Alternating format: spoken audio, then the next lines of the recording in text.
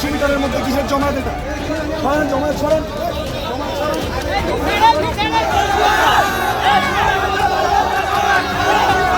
উত্তেজনা। সিপিএম প্রার্থী সৃজন ভট্টাচার্যকে ঘিরে তুমুল বিক্ষোভ। পুলিশি হস্তক্ষেপে কোনো রকমে সেখান থেকে বেরিয়ে আসেন সৃজনের অভিযোগ ছিল বুথের 100 মিটারের মধ্যে প্রচুর মানুষ জমায়েত হয়েছিল।